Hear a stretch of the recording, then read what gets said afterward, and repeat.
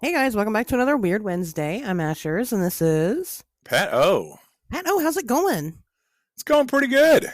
Good. No, that's Yeah. wonderful. I'm so happy that it's going good for you. I'm rocking and rolling. I'm living to see another day. I just found out they decreased my dialysis sessions from 3 times a week to 2 times a week, That's which awesome. is, yeah, so I get to fucking avoid that. That's honestly like that's the big hurdle right now still is just that Sure. is the chest is healing up good. I got a badass fucking scar.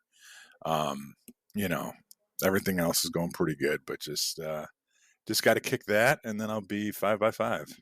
No, I mean you sound great. I think people are definitely, concerned and still and so they're relieved that you're still here and so am I. So just, keep doing that. Keep showing up. That's enough. That's keep fighting the good fight. No, this is going to be like a complete rebranding. I'm really excited about it. Like I mean, when I was younger, like I used to like bleach my hair every once in a while or like change up my look. Wow. Like I wouldn't like reinvent myself. I don't want to directly compare myself to Madonna and Britney Spears, but I will say that like through my teens and 20s and 30s and now in my 40s, you go through rebranding and you kind of like change your style and stuff. And this is definitely going to be one of those. When I emerge from my cocoon in March, this spring, it will be a completely new Pat O'Sullivan. You gonna From bleach your the hair? well, first of all, I'm going to have hair because my hair is growing out now. I look like a goddamn hippie, and it's gray too. So I'm going to figure out some way to do that. I'm developing the wizard beard because I have not shaved at all. I've dropped 40 pounds, and that's number's going to keep going up. My weight's going to keep going down. So like it's gonna be I'm gonna have to figure out like what my new look is gonna be. I'm not quite sure yet. I'm thinking Mr. Fantastic from the Fantastic Four, Okay. where I'm gonna dye the top of my hair black but keep the sides gray. Yeah. But and then I mean like I've been rocking the glasses for a while, but I do contacts, so maybe I'll switch back to contacts. I don't know. I got to Mm. lots of options, but Start going by Dr. Z instead of Dr. X. always be Dr. X.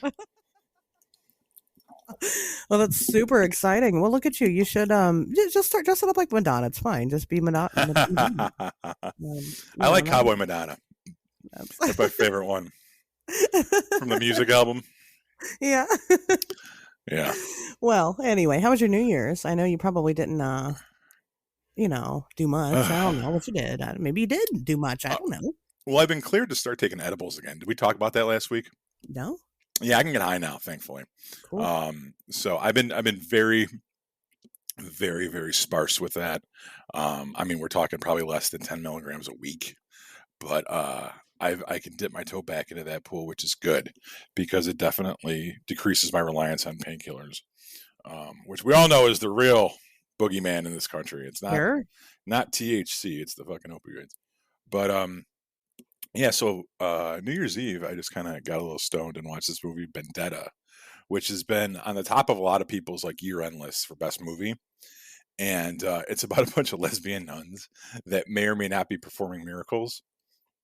Oh. And it was written and directed by the guy Paul Verhoeven who did Showgirls, Basic Instinct, Total Recall, RoboCop, Starship Oh, okay. Troopers. Oh. So yeah, and it's in French with subtitles, which doesn't bother me, but of course bothers most people. So Some people, right? I watched it alone. But that was my New Year's Eve, was just getting stoned and watching a fucking French movie about lesbian nuns by the guy that did RoboCop. So pretty pedo New Year's Eve. That's a pretty, that's a pretty solid New Year's Eve energy, though. I dare tell you what. Yeah, That's and I'm back reading again, which is cool. oh, good. Yeah, so I can read. My mind is like dialed in enough to do that, and I am actually starting to work on getting my ham radio operator's license. Did we talk about that at all? No, I don't think so. I Yeah, think we talked about ham radio before, but maybe we have talked about you getting the license. yeah. So that's kind of in the background because I like to present little challenges to myself. Wow. So, and that's like some like seriously wacko conspiracy shit. You know what I mean?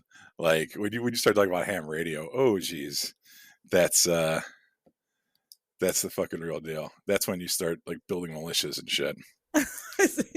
you, Not you're that tapping into your inner Dale Gribble. that's not on my to-do list, but we're starting there. So, what about you?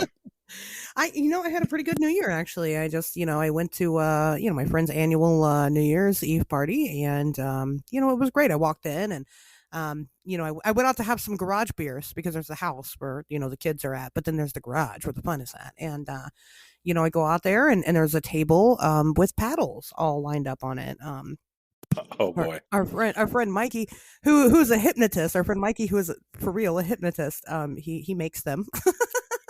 So it was just a great time. How I many was very swats did you get? interesting. Not that many actually, surprisingly. I wasn't I didn't partake that much. I don't know. I ended up getting well, I ended up getting really, I'll just say drunk. And I don't remember after a certain time, but we did like a gift exchange thing. It was, we did the white elephant thing, or whatever the fuck you call it, white elephant, dirty Santa. Some people call it something else.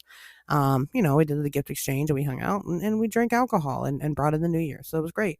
But whatever. Like I said, interesting group of people. The host of the party, he had a like, I don't know, this thing that you shock people with. It was interesting.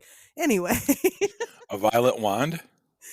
I don't know exactly what it's called, but it was small. I mean, it was like maybe it was very small. It was like maybe 6 inches.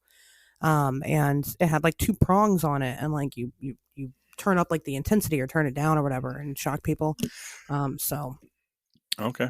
we were just doing I mean, really, I'm not sexual things, but like also kind of sexual things, but with it shocking different body parts, playing with the fact that like you have to kind of make a complete current in order for it to shock. And anyway, it was a good time, but that was really it. That was all I did for the most part. I've been just chilling. It's been the holidays, so I've been kind of taking it easy, but it's back to work because we have this expo coming up January 29th. So have we even talked about it on the show yet? Have I even mentioned it yet?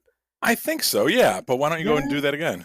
Sure. So January 29th, in Marietta, Ohio, I will be speaking at the Paranormal Expo, and Pat O will be there because we will also be having a table that you guys can come and talk to us at. But most importantly, you can come and buy stuff from us. So that will be Oh yeah, the garage sale.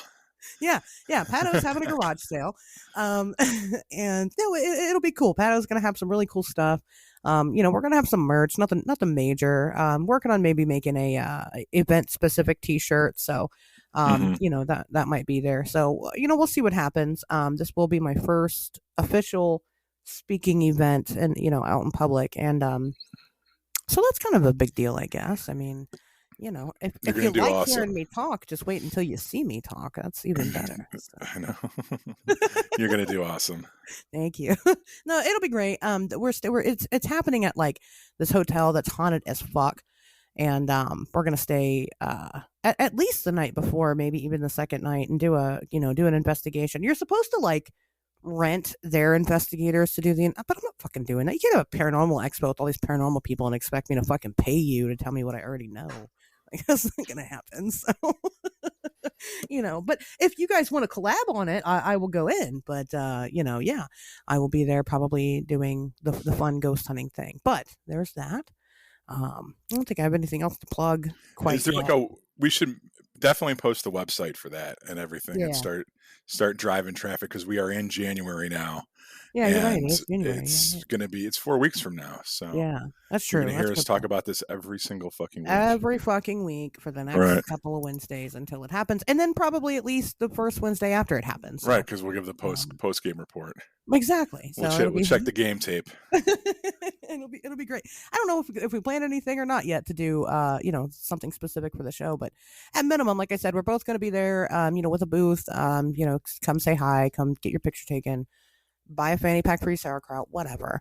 We'll figure it out. But anyway, you want some news? Yeah, hit me with it. You want to hear some news? Do you? Excited. So this weird study came out. Not a weird study per se, but this weird thing happened. So there between 2014 and 2018, there was a creature going around killing neighborhood cats, or something going around killing neighborhood cats in London. Okay, and they ended up calling it the Croydon cat killer because a group of neighbors were convinced that this was being done by a person, like a potential serial killer. They say that serial killers will, mutilate animals because it wasn't just like the cats were dying. It's like they would find them and they would be like missing their tail or missing just their head, or horrible, horrible ways for cats to be found. And there was a lot of them. So the Met Police officially came out and said that they found absolutely no evidence that there was any human involvement in these cat deaths and these weird cat deaths around the hood. And which the reason why it's being brought back up now in 2022 is because they've started popping back up again, these mutilated cats. Yeah. So people are concerned, and the last couple of reports that they've had, they've been taking their cats to get what necropsies, it's an autopsy for an animal. And they're saying the same thing. This is not natural causes. This is not an animal. This is not, this is weird. And but again, the police say that there's no human involvement. They know that based off of they took samples and they did in-depth testing on 32 of the corpses. And there was nothing to really indicate that there was a person or even just one person doing this. So mystery still not solved, but very interesting. I mean, could it, the neighborhood's just saying, well, it's probably just a fox. Could it just be a fox? I guess it could be. But, again, one thing that they noticed. Oh, go ahead. No. Please go ahead. I was saying one thing that they had noticed was that when they were picking up patrols in the area, like police involvement and whatnot, and neighborhood watch, they seemed to stop. But when they stopped doing that, they pick back up again. So that's interesting. So, yeah. Different kind of cattle mutilation, I suppose. I wouldn't necessarily attribute it to extraterrestrial or or lump it with the cattle mutilation, but I think it's the patrols. It could be a person. Sure. If it's a domestic predator, if it's like an animal, why doesn't this happen more often? What's specific to that region? You know what I mean? Like, I don't know the ecosystem over there, but Right. why wouldn't this happen in other places as well? I mean, I guess it kind of does. Like, we have coyotes where I live. Now, I live in fucking Chicago, but we still have Right. coyotes, and you still get small dogs eaten every once in a while. Sure. Not my dogs, unfortunately. They're both fucking Stop it. walking around right now, as you can plainly hear. Cracking monsters. Exactly. But I mean, that kind of shit does happen. Now, as far as the patrols seemingly acting as a deterrent, Yeah. well, I think that could kind of bounce either way. Like, if it's a person, definitely okay, the person stops doing it because they see the patrol cars rolling around. But even if it's like an animal, I mean, increased activity. Right. They're not going to want to be out. Yeah, it could act as a deterrent and kind of chase, push them a few blocks over into another area or something, or who knows? Right. I mean, is this a case of just mass hysteria? Somebody took note that their cat was found with the head bitten off and they freaked out and people just ran with it. I don't know. I guess it depends on your opinion of mass hysteria, but I just thought it was interesting to note. I'm not saying that it's one thing or another, but I would like to keep watch and see where this kind of goes and what the news is as it progresses.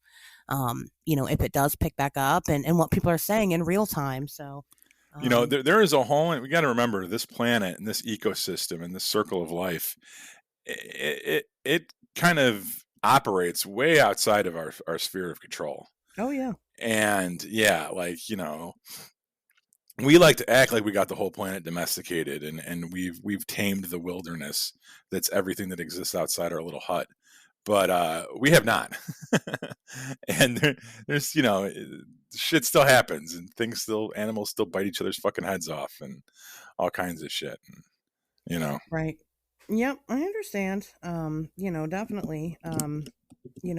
So I don't know. I just think it's interesting that this was something that is going on, has been going on, and again, I would like to see where it goes and kind of if there's anything updated on it. So let's keep watch on that. Definitely. And so also another interesting thing from across the pond, I suppose, if you find this kind of stuff interesting, there was a poll taken of 2,000 people, and it concluded that 12% out of the 2,000 people, 12% of the demographic were millennials who believe in reptilians. Interesting. And then obviously as the ages progressed, as people got older in different groups, that number had dwindled. So I guess it would be safe to say that even though I wouldn't say that means a lot of people believe in reptilians, I would say that obviously the younger group believes more than the older group does. And one person even spoke out about it and said, the reason why is just because we kind of see what's going on with people in positions of power, and none of them are really trustworthy. So is it a far stretch to believe that they're blood-sucking, cold-blooded reptiles? No, it's not. And Draconians. Right, basically, yeah, it's pretty much what they are. I don't know, Pat, what do you think about reptilians? Wow. Just, wow. In a word. Just off the top of my head. Sure. I don't think that number's actually probably gone up. I think that's probably what the percentage of people that buy into the reptilian theory has always been. It's probably pretty close to that. 12 out of 2,000. I don't know. Maybe it's a little bit up a little bit, but I know growing up and talking conspiracy with people over the decades that I've been into this shit, that that seems about right to me. It's like every 1 out of 10 people, some people might think that the moon landing is fake, or some people might believe that JFK was assassinated, or it was a conspiracy, or you might make people that believe in aliens even, but the percentage of people that believe in the reptilian shit, it's about that. It's usually a pretty small percentage, but consistent. You know what I mean? I don't know. I will say this. There was it was almost a throwaway line from this season of American Horror Story, which I've championed to no end. But this season of American Horror Story, half of it was about Eisenhower's secret pact with the aliens. And the aliens that he has a secret pact with, the typical Greys, yada, yada, yada, Roswell crash, all that stuff. They make mention at one point of another race that's also here, that's been here longer than them, that they're suspicious of, but seem to have their own agenda and kind of stay out of their way. And I forget the exact verbiage. Like I said, it's kind of a throwaway line, but it alludes to the reptilians. So, definitely not, one of the top 10 front and center conspiracy theories, but not, not completely left field either. Where do I stand on it? I don't fucking know. I've never met one, I think that it's possible, but the narrative gets so big at that point that it's almost like I want to stop thinking about it. Are they like leftover dinosaurs? You know what I mean? Like that whole thing. Like in fucking the Super Mario Brothers movie. Right. Well, that's what I think of every time I think of reptilians. Don't make me laugh because I'm starting a coughing fit. But no, that is that is kind of the theory. You know what I mean? For some of them, some people think they might be spacefaring, but a lot of people think they could be the Shaver mystery, which I know I've pitched to you a couple times. We should do a show on that, the Shaver mystery. That like Hollow Earth. These things have lived here. They're evolved dinosaurs basically that lived underground to survive a comet or whatever cataclysm fucking wiped out most of the dinosaurs. The more intelligent ones went underground, built a civilization, and come up and fuck with us or do whatever, turn our women into slaves. I think that this is a horrible. I think this is a ridiculous. I don't subscribe to the idea. I don't subscribe to the idea of reptilians, and I don't think I'm going to start. But I do think it's weird. But there's so many YouTube videos of Zuckerberg blinking. Oh God! I feel like that's all the reptilian like fucking evidence that you ever see on YouTube. It's like, look at this person blink.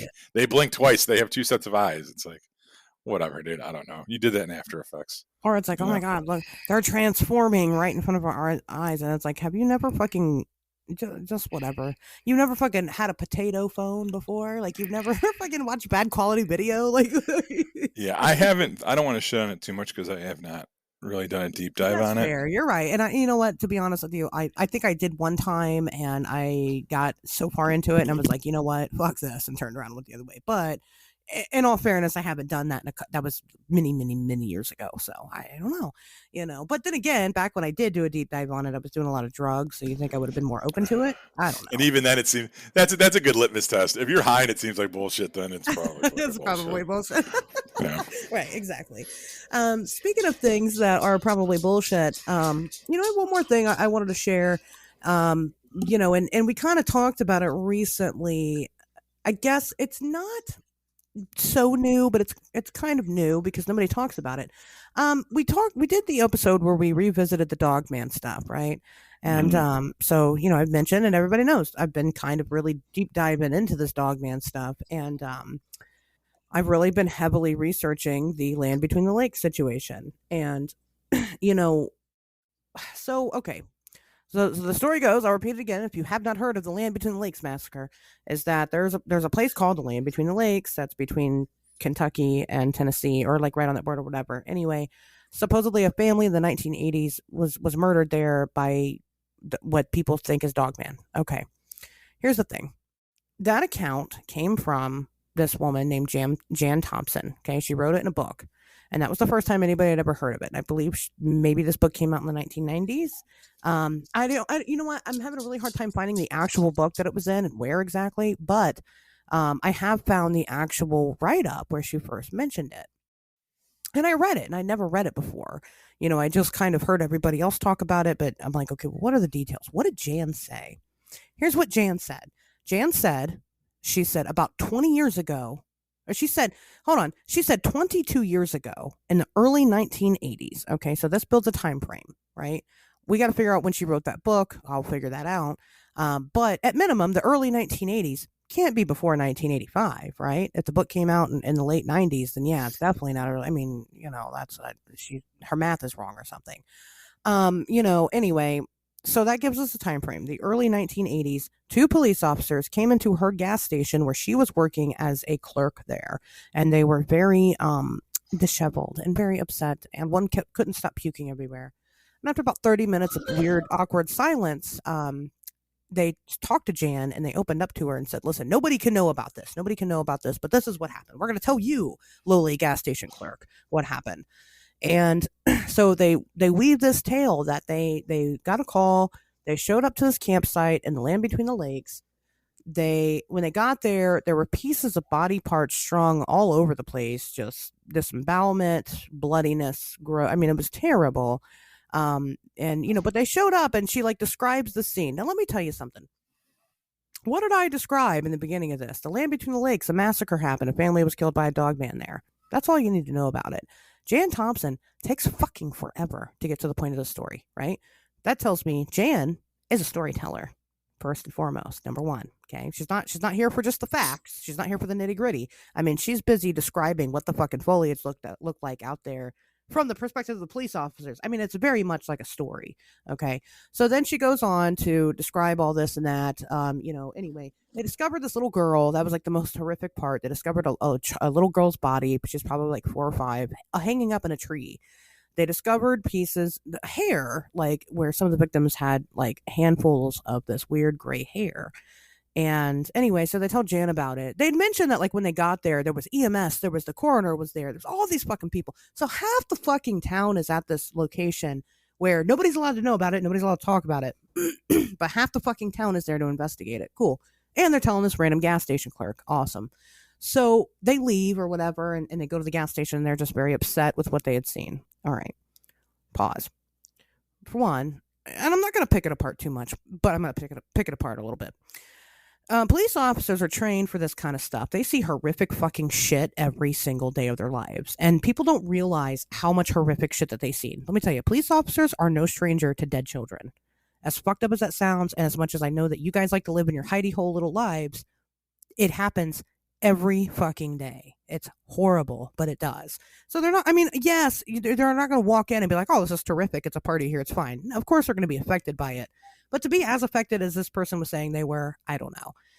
They had found that the evidence had led up to, well, this wasn't a person. There was big bite marks taken out of these people and whatnot, really gory shit. That's fine. I get that. But then Jan fucking said that a couple of weeks later, the police officer came back. One of the police officers came back and told her that they had taken those hair samples that they had pulled from the scene and they tested them. And it came back as an unknown species. Something we don't know what it is. Wasn't a bear. They don't have bears there anyway, but it wasn't a bear anyway. They don't know what it is. It was an unknown species. And the closest thing they had to the DNA was a canine, was a wolf, is what they said. I'm going to tell you something. The first ever forensic testing used for a criminal case, and this was a criminal case, was in 1986.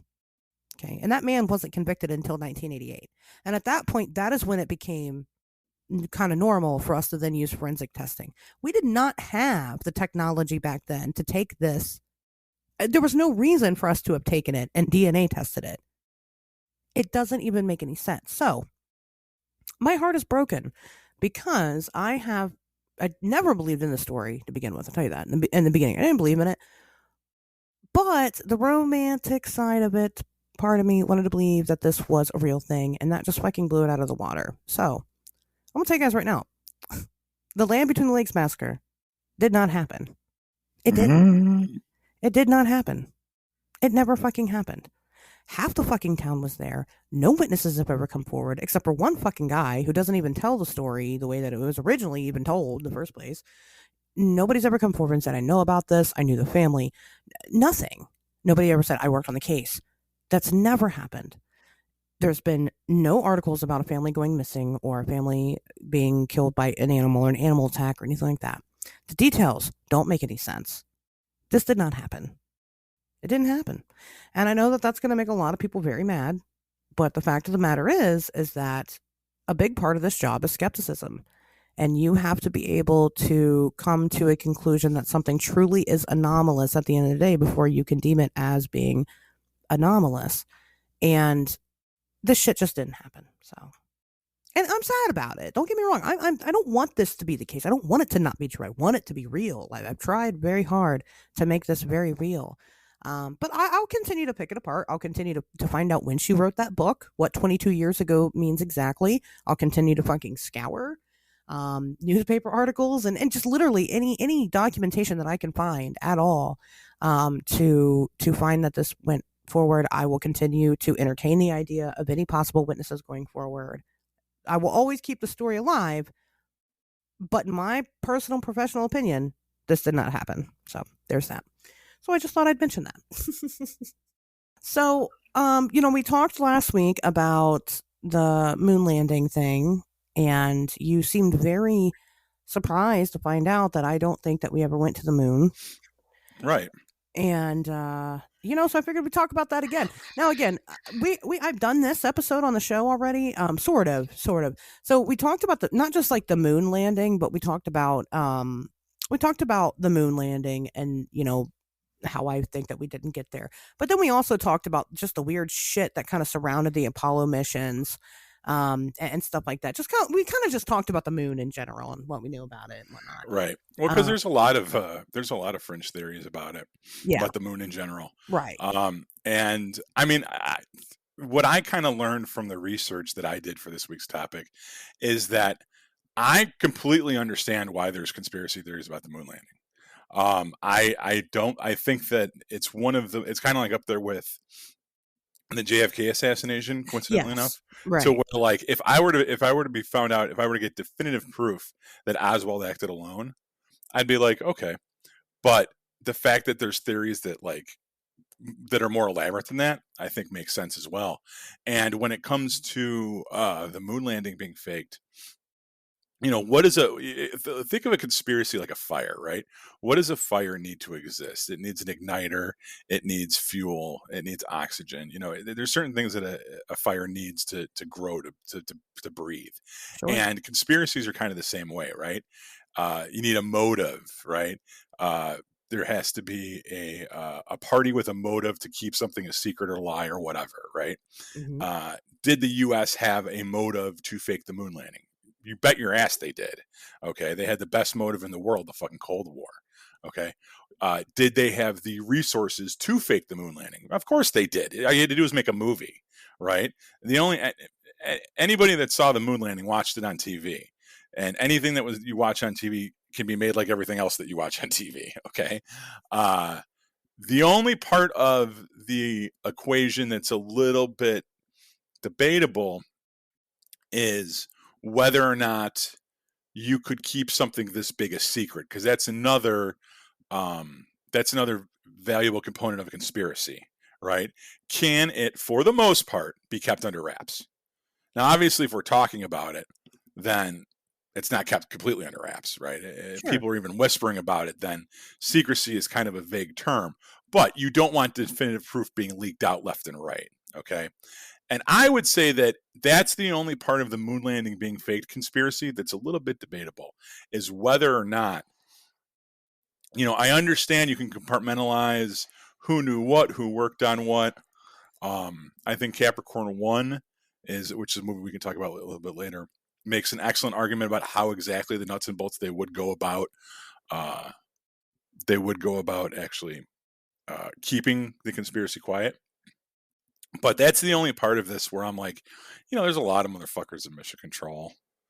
There's a lot of people that, I don't know. It almost seems that's where it gets a little unwieldy to me. But every other aspect of it, I think we have the motive. I think we have the resources. I could very well entertain an argument about it being faked. Yeah, I mean, there's this like mathematical theory that says that like once you have three or more people involved in a conspiracy, it falls apart. That's not true. And maybe we'll talk about that one day. But that is something that is an idea that's out there. And I didn't properly research for that topic. I didn't intend on bringing it up. Actually, I just remembered that was a thing that I've known about. That's what they say. Once you have more than three people, and it's just because of the or three or more people, it's because of the basic nature of people in general. And so motive is another one of those things. Eventually you got something to gain. Well, if you're that one guy and you're like, well, shit, I know these two assholes faked it, and you're already prone to that kind of deception anyway, then why wouldn't you deceive those other two people and then surpass them at their own conspiracy? No, because the mafia fucking keeps secret. Who knows where Hoff is buried? You know what I mean? Like, no. That's More than three people can know a secret and keep their fucking mouth shut.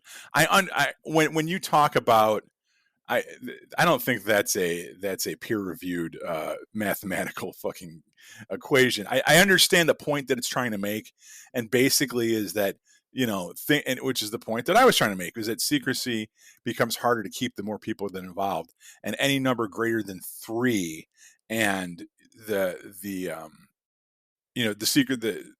sustainable secrecy starts to kind of fall apart. I get that. That's kind of, it echoes kind of what I said, but I think that the model holds up until you could probably get a little bit bigger than that. People do keep quiet. Sometimes people are killed off. Like, that's the thing, is that like, who would you have to kill to keep something like this a secret? And has anyone ever checked the fucking bodies? You know what I mean? I mean, Sure. that's getting a little out there, but I think that, like, when you look at stuff like, the Kennedy, the Dulles report, the Kennedy investigation, you can, oh, look at all these dead bodies or witnesses that disappeared. All right, well, those are people that you were looking at to have disappeared. You know what I mean? How many mission control people accidentally, their brakes went out and they went off a fucking cliff? I don't fucking know. Sure. No, definitely. I mean, but right. So back to your point, I agree. You'd have to have enough people involved that wouldn't talk about it. And, but even then, like, if you're the one asshole that comes out and talks about it, look at like Bob Lazar. People don't fucking believe him.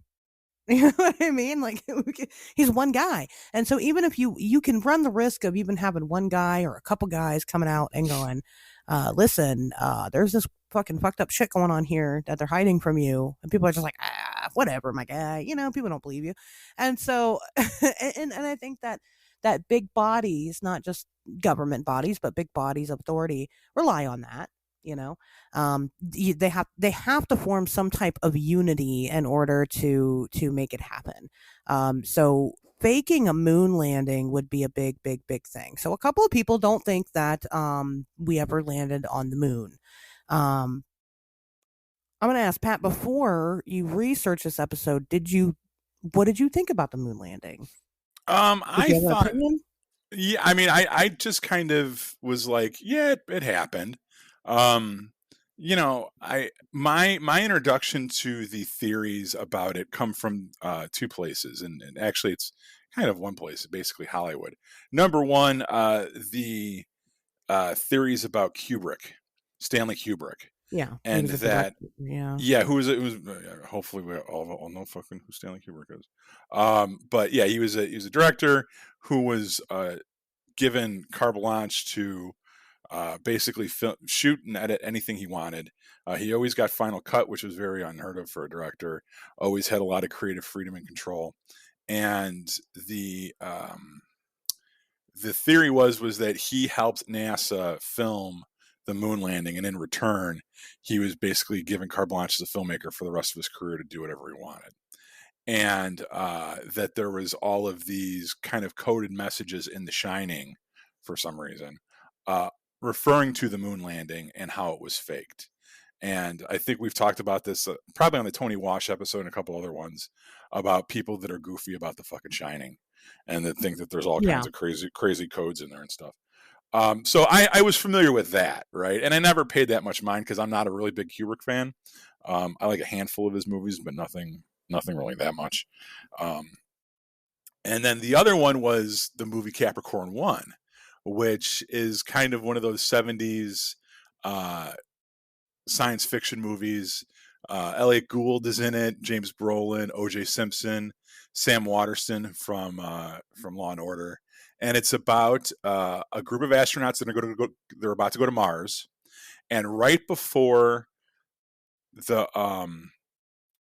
the ship takes off to send them to Mars, they get pulled out of it. The astronauts get pulled off the spacecraft and taken to this like warehouse in the desert, and they're told that ship, the life support system would have failed, and they would have never made it to Mars. They would have all died. And instead of having that happen, uh, they want them to fake the Mars mission on the soundstage because the American people need to think that we made it to Mars because this, for the same reason that the American people needed to think we made it to the moon Right. because shit going on with Russia at the time. So the astronauts, they film this Mars thing, right? And they find out that the plan is for the ship to be destroyed on the way back into orbit, killing the astronauts. Right. Which means they're going to kill the astronauts in the sounds. Like the astronauts realize we're not leaving this place alive, right? So the astronauts break out and they try to get to the press and they try to get to their family, and that's kind of like the third act of the film. And you know, rent the movie; it's worth a watch. But I had seen that movie when I was probably in high school, just because I was a film nerd, and I was like, okay, it didn't convince me, but it made its argument, and it's a pretty compelling one. It didn't change my mind, but it at least like kind of laid out the nuts and bolts of it. This is the motive. This is how they would do it. And once again, it all comes down to the secrecy. Can you keep it a secret though? Would everyone keep their mouth shut? Would the astronauts keep their mouth shut? Would the technical people, mission control people, Yeah. the filmmakers, etc. So. Right. Right. And so, this kind of so moon landing conspiracy talk had started back when we started doing these missions, right? People were very skeptical of it at the time. And when I say people, I'm not talking about like everybody. I'm just talking about in general, people in America felt very uneasy. It was a very not a great time to be American. Not with the government and things like that going on. I mean, we had already had other things happening, other secret, super secret things going on. That and some of them are proven true and some of them, we're still wondering about. But they really weren't trusting our government at that time, not as much as they had previously. I feel like World War II made us very distrusting of the government just overall, and we never really got rid of that energy. I mean, we had good reason to feel that way. We saw what other nations were doing to their people, and things like that. And then we see what we did with some of the scientists that conducted these awful fucking experiments on people. We just took them in and was like, yeah, we could trust these guys. No, the general people weren't gonna fucking trust that shit. So anyway, so this space race thing kicked off, and the big promise was made that we were going to make it to the moon by a certain time frame, and we did somehow miraculously made it to the moon, which seemed very, very, very far away for the average everyday person in general. So of course that makes that average person start to question, hey, how are we doing this? And then came the actual, the big, what was it, Apollo 13 mission, and that was a huge deal. I mean, obviously we all know, it was a big thing, and people got to watch it. Yeah. So can we hit pause there and just talk about that Sure, for a second? sure. So is that, if you are going to, does Apollo 13 disprove that these missions were faked, or is that the narrative curveball? Like, is that, hey man, rule of comedy, you do something 3 times and you change it up on the 3rd time, right? So Okay. Apollo 11, right, obviously fucking knocked it out of the park, right? Yeah, Apollo 12, okay, cool, we're still rocking and rolling. sure. Apollo 13, oh, curveball. But don't worry, kids, they come back fine. You know what I mean? Like, is that, if you were I mean, it's one of the oldest storytelling tricks in the book.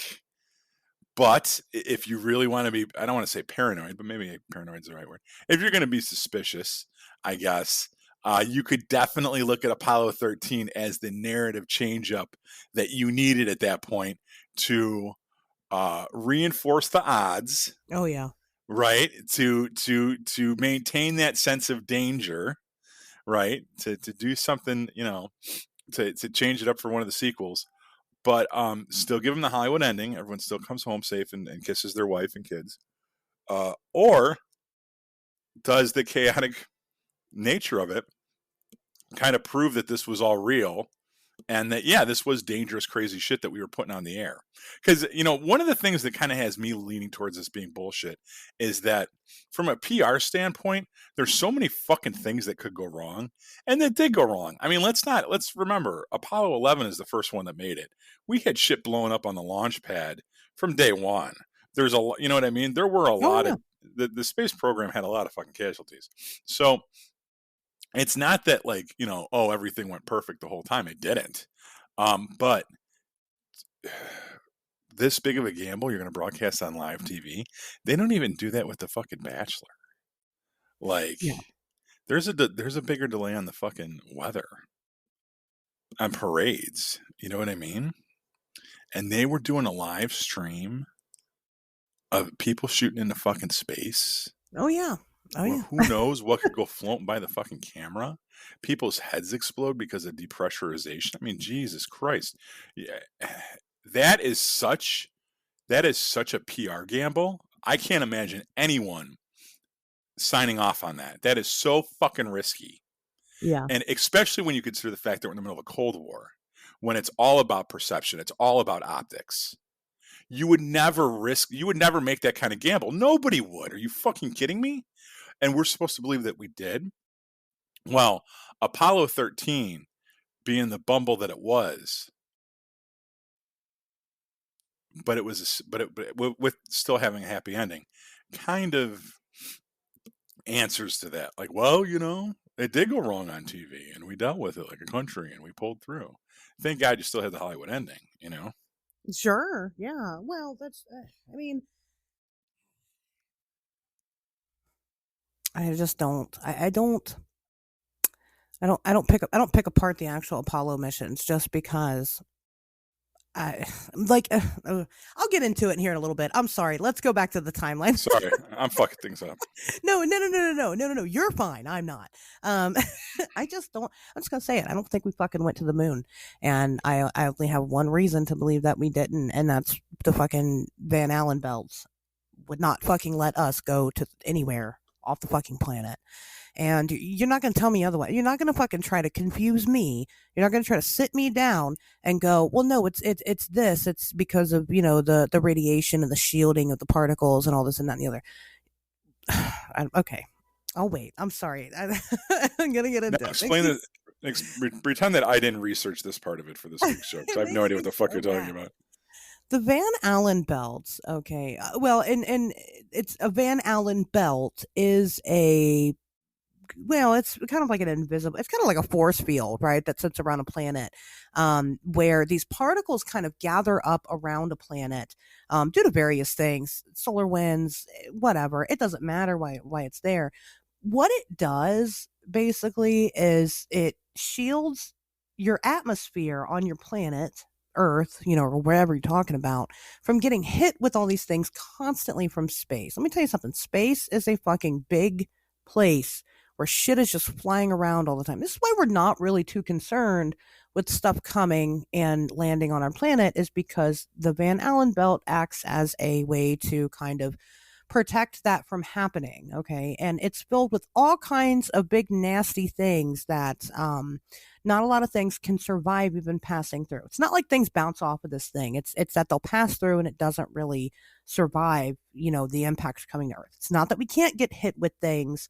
It's just that there would have to be a lot of layers to whatever it is that's passing through our atmosphere in order to get to the planet in the first place. Okay. So we have two of them, right? For a while, we believed that we had three of them, but then the third one has disappeared. But that's what Van Allen belts do, is that they kind of come and go because it's just kind of a build again of particles around planets. And so, right as of right now, we've got two of them, and and they're constantly moving around the Earth, moving around the Earth. We have satellites, right? And we have the space station. We have things in orbit, right? But I think people don't really understand what that means. When it's in orbit, it is within our atmosphere. It's not actually in space. It's just kind of right there. It's right at the door, but it's still very much a part of our planet, our planet's little ecosystem. But it's before the Van Allen belts. But like our satellites and shit, the Van Allen belts are detrimental to our satellites. Like we have to like turn off their sensors and things like that because the radiation hits it and it's damaging to them. They can't really withstand that. And we know that if one of those satellites were to pass through the Van Allen belt, it wouldn't survive. It would be fucking, melted or crushed or, whatever, it implode, whatever it is it does through the belts. And so therefore we can't really pass people safely through it. And now, granted, we have now passed other things. That's why getting shit to Mars was such a big fucking deal. And I know people don't realize that, because we just go, well, shit, NASA's smart. They know what they're talking about. I don't need the explanation here. But that's why it's been a big fucking deal to get things through Mars. But that's why you got all these people that are like, oh, we're shooting fucking these billionaires into space. We're not really shooting them into space. We're just shooting them up into orbit and back down again. Right. So we're not fucking leaving the planet. We're not actually leaving the planet again. So that's not happening. We're not getting through those belts. Putting a person through those belts ain't happening. And until I see some actual fucking tried and true over and over and over and over again, where we are putting people through the Van Allen belts, fuck that shit. I don't believe it. I trust my physics. And it says that we can't do that. We would fucking die from the radiation. And so that's just number one. How the fuck did they get those people through those belts? Doesn't make sense. And then just give some bullshit answer. They're just like, well, the shielding and stuff. And it's like, what? I'm sorry, what? So you're telling me that we got fucking shielding that's so goddamn powerful that can fucking pass through the absolute. I mean, people got bomb shelters and shit here on our planet because we know radiation can be an issue, and we don't fucking have that shit. We're not marketing it here on our own planet, but we have it enough to pass through the most powerful fucking radiated force within our solar system, but we're not using that here on our planet. So these belts, they Where do they exist? Like everywhere, or are they like periodic? You said that we turn off satellites when they pass through them. Is it Right. like? Because the satellites, when they orbit, they'll kind of get a little too close to them because they're not entirely circular. I mean, they circle around us, but they're not perfect. You know what I mean? So Mhm. they're not going to be in a perfect circle, kind of orbiting around. They're not really orbiting around the Earth. It's kind of like think of Saturn. Saturn's got its big ring, right? Uh-huh. And so, the big ring is kind of along, it's not like one big chunk. It's not like the ring is actually connected to Saturn itself. It's like disconnected, but it kind of moves around Saturn while Saturn also orbits around, right? And so that's what the Van Allen belts do. They kind of orbit around, but they're not perfectly circular. So sometimes, and then the satellites themselves, they're not constantly moving in perfect orbit either. They will fall kind of out of orbit. They'll get back because Earth has a gravitational pull that pulls them back, but they'll kind of fall and they'll kind of get a little too close to the belts. They never quite fall into the belts and get pulled, sucked into them. But they will get close to them. And like I said, we'll have to kind of shut off our satellites and our signals and things like that to try to keep them not damaged. But we damaged satellites on it plenty of times because it'll hit Mhm. too close to that belt. So yeah, they're kind of going around. Are they everywhere? Mm, yeah, I mean, not really. Like I said, they're more like Saturn's ring, so they're kind of going different directions. So sometimes the satellites aren't even anywhere close to them. But do they exist everywhere? Maybe I don't know if that was a question. They are on other planets, I don't right? know. This is all fucking news to me. I'm gonna have to look into this shit.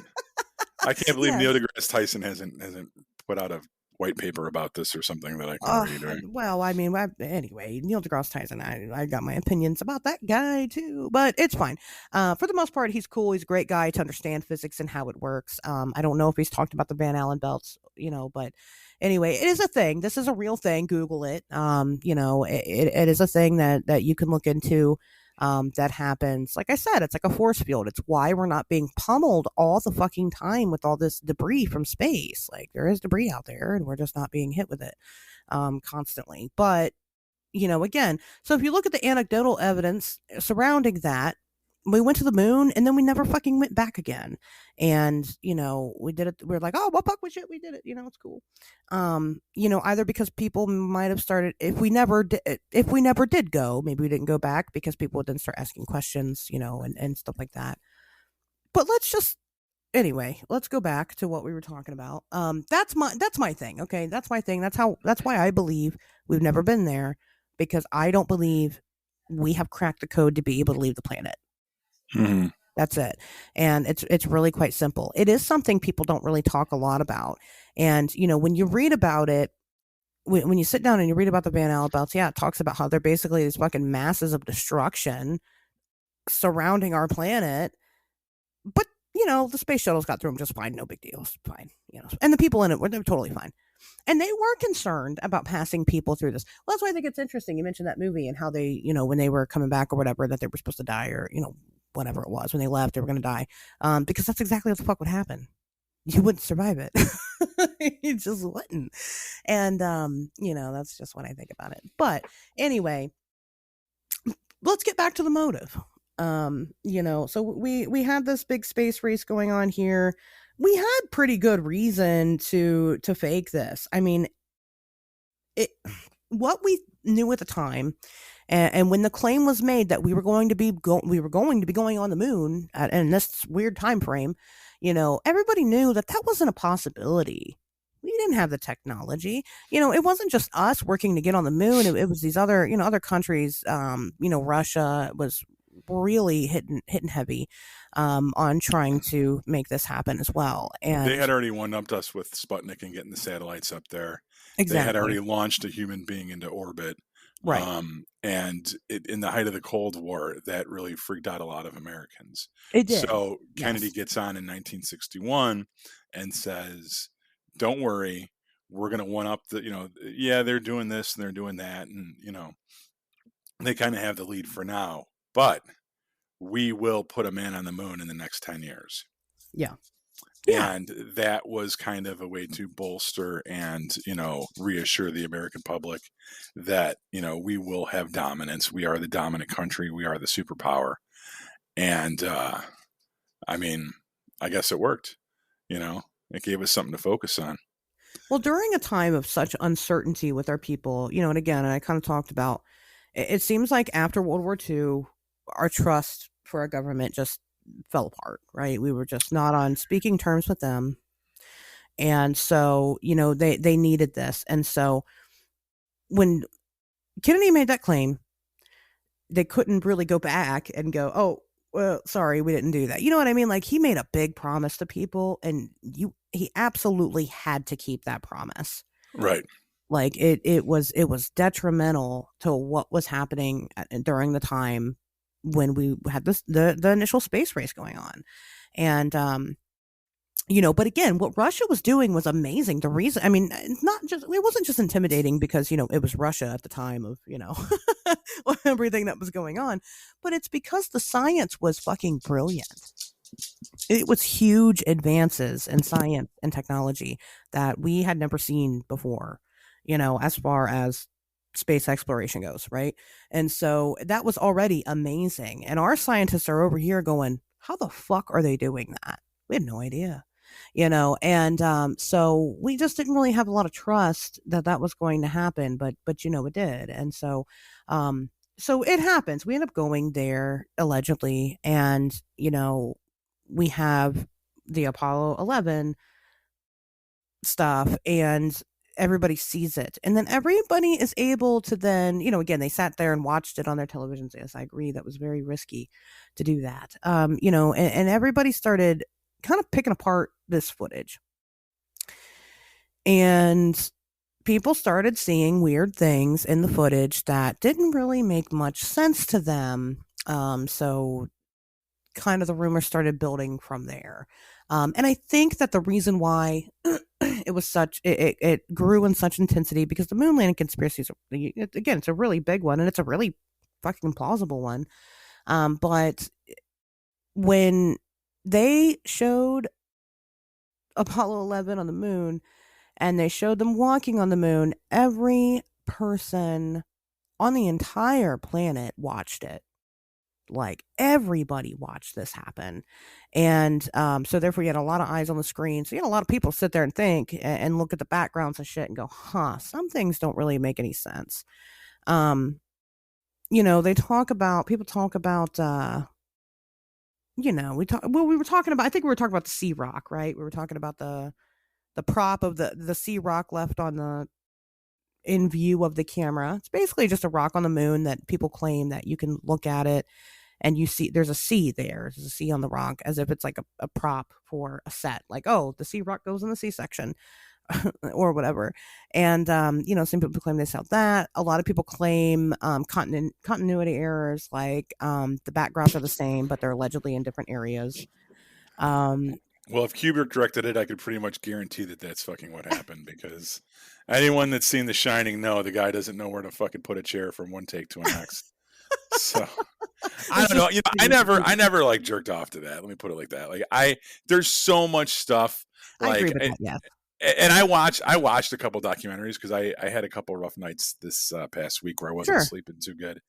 And we could do a two-parter to where people that think the moon landing, there's an interesting crossover with flat earthers, but we don't need to go into all that. Oh God. But I watched documentaries on that too. And me and my son were sitting up at 3 a.m. He's like, "Why are you watching this?" And I was like, "Go to bed." But of course he did. I was like, I don't want to listen to people tell me what I already know. I want to hear someone say something new. So let's just hear the fucking people out. And honestly, like, when you talked about motive and when you talk about how they would kind of do it, as far as faking the moon landing goes, that you have my interest. But when you start showing me fucking pictures of a flag bending a certain, you know what I mean? Like, that's when I just tune out, because I think that's interesting, because I feel like that's a lot of people's favorite part about it is like the evidence that they can see, I guess, or they feel like they can see. I don't know enough about how cameras worked back then, right, or gravity on the moon. You're making a lot of assumptions. You're making a lot of fucking assumptions. And the one thing that someone said in one of the documentaries I was watching that I thought was an excellent point was the fact that there's photographic evidence of the moon landing at all is almost enough, should be enough proof that the whole thing was faked. Because if you knew how cameras worked back then, which as someone who went to film school in the 90s before anything was digital and had to shoot 16 millimeter on hand cranked fucking Bolex cameras, I'll tell you this. The fact that they filmed that shit in spacesuits on the fucking moon and it came out as well as it did is insane. Yeah. All right. I'd agree Like, with that. once again, don't talk to me about what's in the picture. I'll talk about the theory more. The fact that like anything even turned out, the fact that we Well, and have, that's my point with it, right? I mean, that is where I get turned off because again, I got the Van Allen belts. I don't need nothing else, you know. That's my fucking dead ringer, you know. So I agree with that. I think people do pick apart that footage a lot. Of course, I've looked at the pictures, and of course, I've looked at the explanations and whatever. And my logical brain really wants to be like, this is ridiculous. They fucking went to the moon. We went to the moon. It's no big deal. They never went back, you know.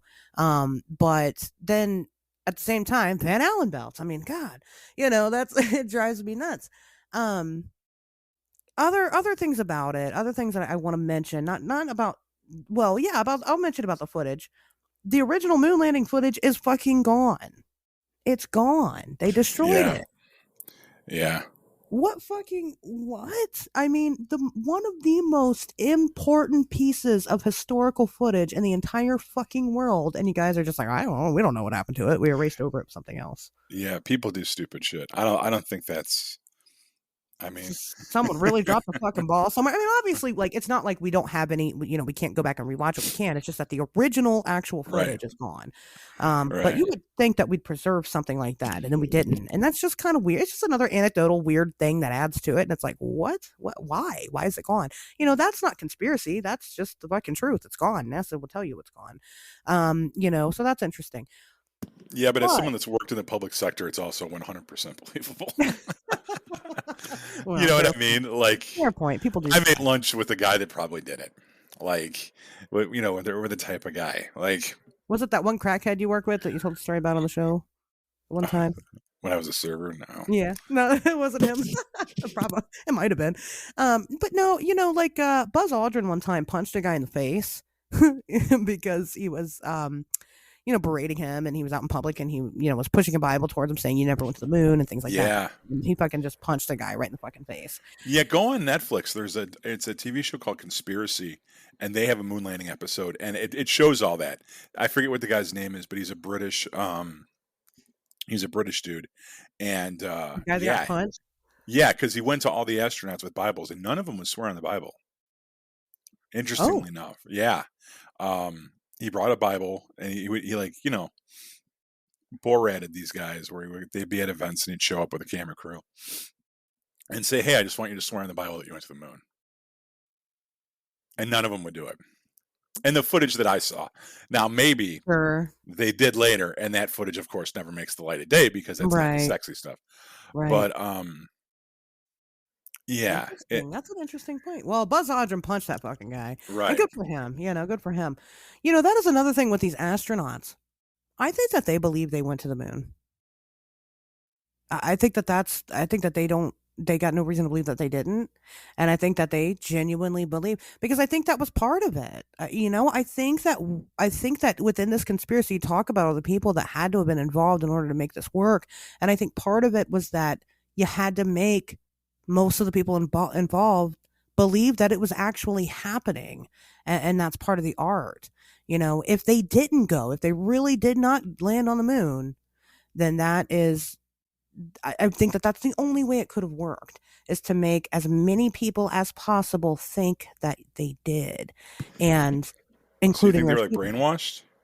Not just, I mean, kind of just tricked, I guess. Brainwashing could have definitely been a part of it. That was fucking very topical at the time. So, you know Yeah, what I I don't mean? know.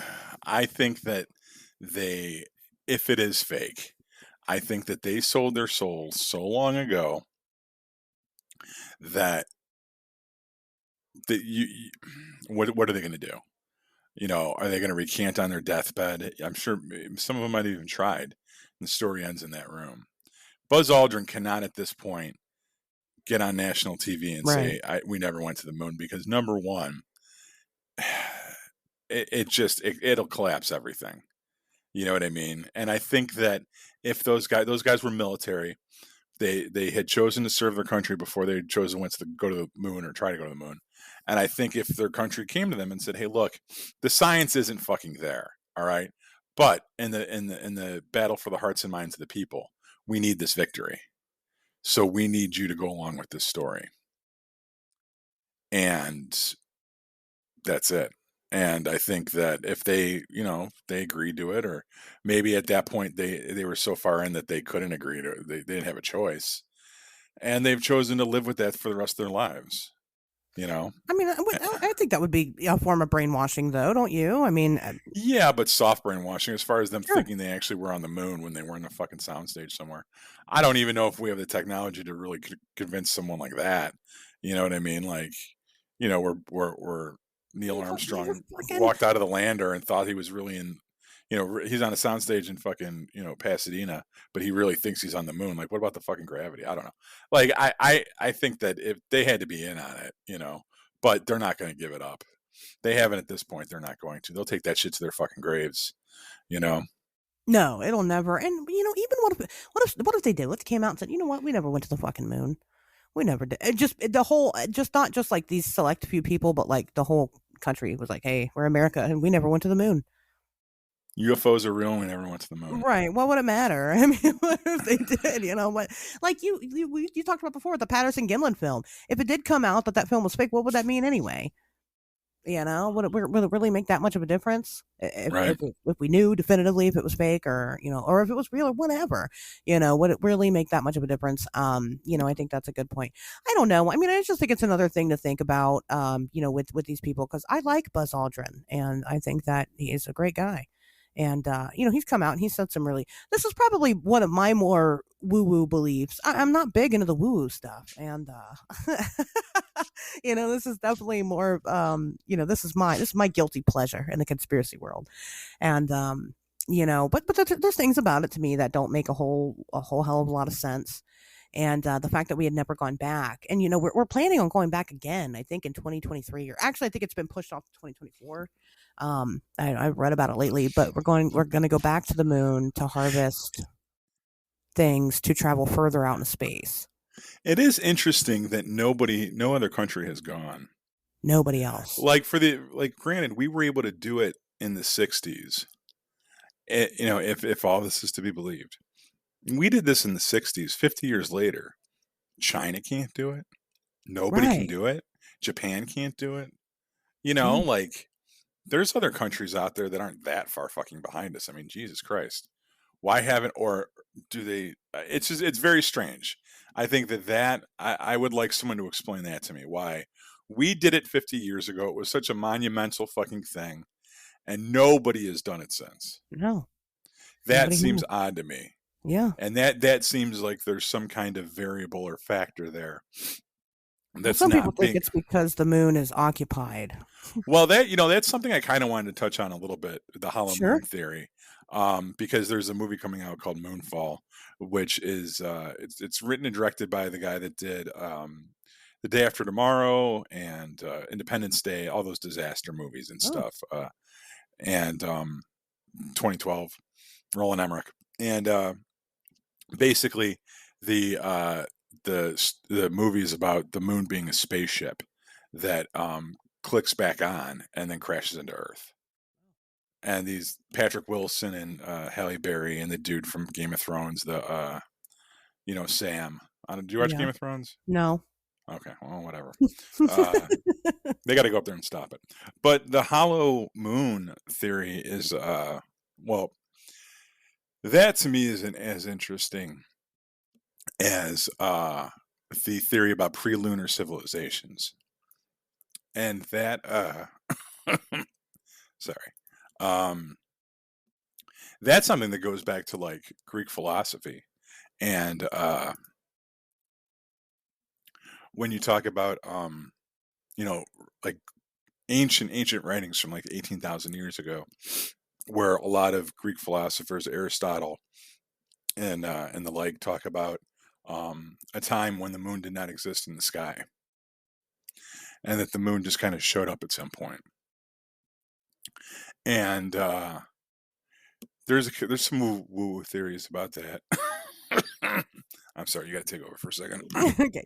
Yeah, well, right. And so a lot of people, yeah, they think that something inhabits the moon, whether inside of it or the fabled dark side of the moon, which there isn't really a dark side of the moon, but that's okay. Some people think that when Apollo 11 went to the moon, there's like this crazy story that goes around that's and I talked about it more in the original moon landing episode, but there's like a crazy theory that went around saying that when they showed up to the moon landing, they weren't alone and they made contact with these aliens or whatever. And there's also a theory that Russia did actually make it to the moon first, but they they encountered some trouble and the astronauts didn't make it back because they were murdered by some alien species, whatever. But there's no real evidence for those kinds of talks. There is a weird lost piece of transmission between Armstrong and Houston. There's like 2 minutes of, or I think it's not quite 2 minutes, it's just under 2 minutes of missing audio footage. And now in the spacesuits, they had radios to contact home base and let home base know what was going on. And they could mute themselves and turn themselves off. Now, if they did this, there was like a code or something that they would say that they were going to go quiet. And Armstrong did not mention the code or whatever, and he muted. And then he's been asked about this, like what was happening during that lost transmission, and he won't answer, which is kind of weird that he won't answer. I posed the idea that maybe the guy got on the moon and he shit himself. I don't know, and he didn't want everybody to hear that because this is all recorded transmissions. Everybody to hear him shitting himself. That's fine, But like, just say that, like, later on in your life, just come out and be like, "Hey, this is the deal with this." But some people pose the idea that at that point in time, that was during. Time moves differently in space, and so therefore more time had passed than it actually passed on the Earth, which was like the less than 2 minutes, and that's when Aldrin and Armstrong and the other guy were contacted, and that's when they were came upon these beings that were living there on the moon, and they were like, "Oh yeah, you can explore for a bit, just like don't show us, don't show our shit, don't let anybody know that we're here," and then that's that. So that's interesting. I guess. Do I believe that that's what happened? No, I think that is No, because you don't definitely. even think they got there in the first place. So how the No, I don't fuck are think they right. talking? It's Yeah. not Van Allen bells. I'm just fucking saying. Look the shit up. It's real. But no, for real. Even then, even if I believe that they were there, I don't think I don't think that was a part of it. Who knows what happened during that lost transmission? But again, I think that we're nitpicking. I think that at that point we're just kind of taking every single little tiny detail. I can't remember what the fuck. I can't remember the details of my breakfast this morning. You know what I mean? Like, and Right. granted, I know that like landing on the moon would be different.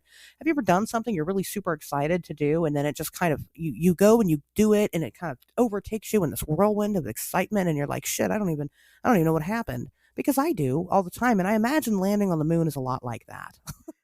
Sleeping with hot girls you really wanted to sleep with for a long time, and then you get to do it. Right, and then it's over, and you're like, "What the Right. fuck? I don't even remember it." I figured out I'd do this again. But going back to my the moon appeared at some point Sure. thing. Oh, Yeah, yeah. there's evidence of in other cultures as well. In Bolivia, they found some artwork uh, dating back to 13,000 BC that kind of like gives a timeline of events and shows a very specific moment where the moon came into orbit around the Earth. And the oral traditions of the Colombian Indians in the Botega Highlands have referred to a time before the moon. And so, what? And then I'm reading this article, which I'm not even going to bother linking. Just Google this shit because you'll find some other fucking stuff. But it talks about how what human existence would be like if we really thought about it. If the moon wasn't there, but then it was, how that would change civilization.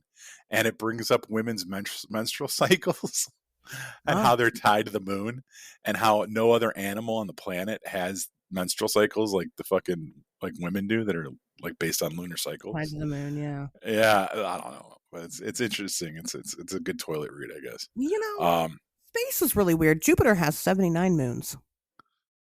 right. I mean, like, can you imagine? We have one, and we're like, oh shit. I know, I love the moon. I'm like, oh, look at the moon. I can't imagine having to look at 79 of those motherfuckers every night. Like, oh my god, look at that one, look at that one. You know, but it's weird when we think about that kind of stuff. I mean, as far as I know, I don't. I'm pretty sure the moon's kind of. I mean, obviously it hasn't always been there, but like, Was civil? Yeah. Does it? Is there a pre-lunar civilization? That's what. right? If you're going to Google something in regards to that, it's pre-lunar civilization. Yeah, That's a little bit different of a topic than it hollow is. moon theory. Hollow Yeah, moon theory is that it's a spaceship or that it something's was. living inside of it. Yeah, and I guess there's been some where it rings like a bell. There's been a couple instances where when we landed one of our landers on it, it hit it and made a noise like a bell being rung or something. Oh, That yeah, there's moonquakes, that they have from time to time, and when they do that, they pick up weird sonar signatures that would suggest that it's hollow at some points, and that there's like a ringing, um, which makes some people think that it's a artificial body, that it was piloted here somehow, but I don't and know. and I mean that would just go back to. I mean that would definitely tie into like ancient alien theory and stuff like that. Maybe how there's a theory that like humans are aliens and that we were put here by another civilization initially, and there was a big war that happened. That's a topic for another day, but Or you the know, movie Stargate. yeah, Just watch the movie Stargate. yeah. You Also written and directed by Roland Emmerich, who's did Moonfall. It comes out February 4th. Check it out. not a sponsor, but we'll take your money. Yeah. No, but we'll take the money. Fuck that. That's why, I kind of wanted to do this episode because I want to be able to pimp that movie out. Because number one, that's the kind of shit that me and my son will totally go see in the theater. And Sure. number two, people will be looking up Moonfall and maybe they'll see this episode and maybe they'll check us out. So hopefully we did a good job this week. We brought our A game.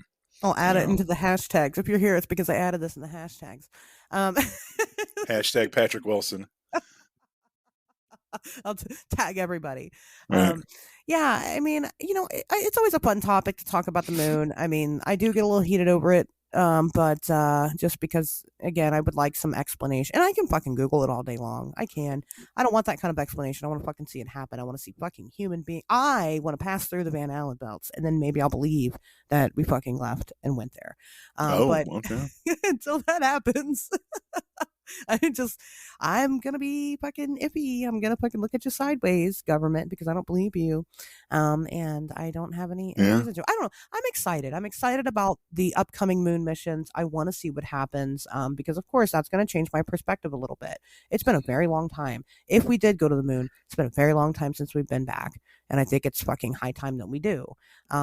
I don't necessarily support the fact that we are going there to mine it and use its resources to propel us further into space, but that's just what we do. We're humans and we kill everything, everything. That's just what we do.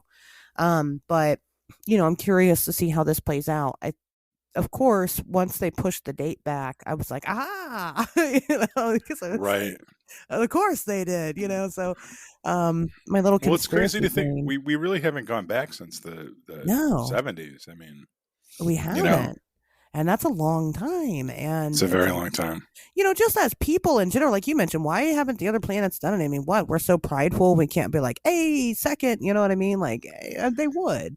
Who the fuck doesn't want to go to the moon? I mean, come If on. there's anything there worth mining, then other countries would have tried to get there to mine it as well. Already, And right. yeah, and if you look at the way that our technology has advanced in every other aspect of human life, why hasn't it advanced to the point to make this less of a hurdle? You know what I mean? And Right. but we just haven't done it. Well, And right. these billionaires can keep shooting themselves, like you said, can keep shooting themselves into low orbit all you want. That's not even putting the tip in. That's dry Yeah. humping. Right. You know what I mean? They're not Exactly. fucking. You know, Exactly. You got to U.S. put it fucked the straight. You moon. got to get some radiation off that belt. And if you don't, then it didn't count. Right. Just saying. You got to get some squeeze from the belt there. And if you don't, just don't even worry about bragging about it. I agree with that. I mean, right. Why aren't we? I mean, we started going, we were hitting the space exploration very heavy, and then we just fucking stopped. And it's like, It's like the U.S. is like the guy that claims to fuck the girl at fucking summer camp, and then she went back to Canada, and yeah, no one's seen or heard from her since. he's a And supermodel. right, and you're just kind of like, all right, chief, maybe. But That's so I don't true. know. That is exactly yes. That's exactly what the movement. You're right. It is like that. And so I don't know. Like I said, I'm curious. I'm excited. I'm excited that there's another space race going on because I want to see the lies firsthand. But um, no, I am. I'm genuinely excited to see what happens. I like space. That's my jam right there, and I want to see where we've come. I mean, it's been a long time, and we should have made huge strides in that time period just because that's the trend. Well, maybe we have. I mean, let's Maybe we have. pretend, dear listeners, let's pretend for a second that Asher's is actually correct, and that there is this radiation belt that circles the globe that prevents us from leaving it in any meaningful capacity.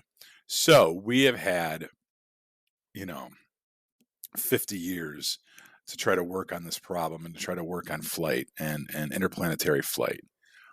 And we still haven't necessarily cracked the radiation code. However, we've still been making advances, just like we have in every other aspect of human technology and civilization. So maybe we got really good at building interplanetary craft, right?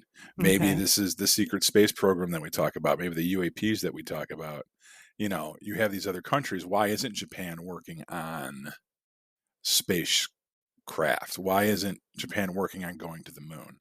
Well, because instead of spending 50 years trying to figure out how to get past a radiation belt that no one's going to be able to get past, they've spent the last 50 years working on devices that can shoot from one continent to the next and stop on a dime and do hairpin turns and act like little tic tacs or whatever the fuck is going on. You know what I mean? Maybe that's it. Maybe that's what the UAPs are. That's the best we can do. That's the advancement. But we just can't quite get off the fucking planet. We just not get the planet. We got real good at giant. We got real good at flying giant black triangles really quietly. But that's it. That's where all that military spending's going. That makes sense. Right. You We know, got real good at flying from here to Australia in 13 minutes. But that's kind defying of our it. own physics, but nothing past the orbit. You know that it makes sense. That make I mean that does make a little bit of sense. Yeah. I would like to believe that it's I still subscribe to the idea of extraterrestrial life and that they are coming here, so they're getting past the belt somehow. I think it's possible. But there's not a material on this planet that we have that we know of that would be. Listen, I'm fucking telling you right now, if we had a material that could protect humans from that level of radiation, market that shit. All the dude bros would buy it. They'd buy it just to fucking test it out and shoot guns at it or whatever the fuck it is dude bros do. You know, they would buy that shit. And so where is it? Where is that technology? What is it? You know, there's just so many unanswered questions that I have about this. You know, but seriously, I'm serious. Look into that and just stop there. Just look into that portion of it and just stop there, because it's a lot of physics and physics is hard. But and I'm telling you, once you do, though, once you learn it, once you realize that that's something that actually occurs all the time surrounding our planet, you'll realize just how fucking ridiculous it is that they're saying that we fucking pushed people through that thing and back again, multiple people, and they were fine. They had no lasting effects. Yeah. None. Look at what the fuck happened when people got hit with the radiation in Chernobyl. Look at the one guy that lived for like 7 days with his fucking skin melting off of his body because he was hit with radiation that we produce here on this planet. This is something outside of our planet that's way stronger than that. And you're telling me we sent fucking people through it. I'm going to stop beating a dead horse now. It just makes me so mad. It makes me so angry. But anyway, that's what I think. The shit's fake. We never went to the moon. That's it. That's all. That's all I get to say. Cool. So that being said, guys, let us know what you think. Do you think we went to the moon? Maybe we'll do a poll. We need to step up our social media game. We'll do a poll. We'll ask you guys, did we land on the moon? And you tell us yes or no, and you tell us why or why not. It'll be over on the on Wednesdays We Talk Weird Twitter page, so check that out. But until then, we will see you guys next Wednesday.